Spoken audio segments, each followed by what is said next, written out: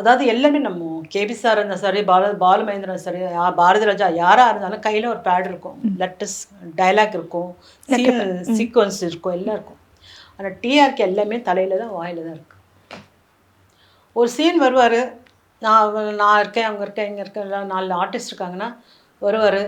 Madam நீங்கள் இதில் வந்து இவர் எஸ்எஸ்ஆரோட எஸ்எஸ் சந்திரனோட பேர், இவங்க வந்து அவங்க இது ரிலேஷன், அவங்க வந்து அவங்க பார்க்க வந்திருக்காங்க, பேச வந்திருக்காங்க.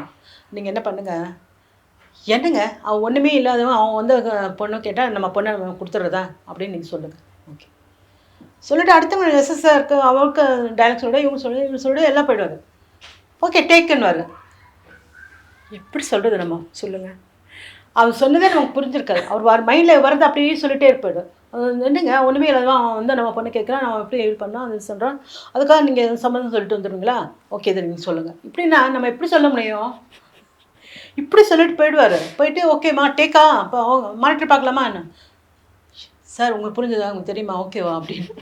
இல்லை சார், அப்போ நான் கேட்குறேன் எப்படி கேட்குறது அப்படின்னு எல்லாமே தேங்க. நான் சொன்னேன் சார் ஒரு சின்ன ரிக்வஸ்ட் சார், இப்போது நான் சொன்னீங்க என்ன நாம் வந்து என்னங்க அவ்வளோ குறைச்சலாம் அப்படின்னு சொன்னீங்க, அதுக்கப்புறம் என்ன டைலாக் அது என்ன புரியல சார் அப்படின்னு. அதுக்கப்புறம் திரும்ப வந்து அவர் வந்து ஃபுல்லாக சொல்கிறாரு. எனக்கு உண்மையில் புரியல. அது இல்லாமல் இந்த கேமராவில் உட்காந்துட்டு அது நம்ம பண்ணுறதுக்கு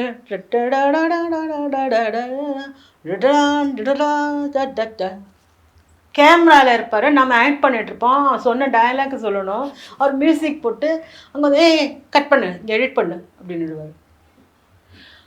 அஷ்டாவதானின்னா அஷ்டாவதானி தான், அடிச்சிக்க முடியாது. கடவுள் தீர்க்காயுசாக கொடுத்து நல்லா ஆரோக்கியத்தோடு இருக்கணும். அவர் 3 படம் 4 படம் ஆக்ட் பண்ணிட்டார்.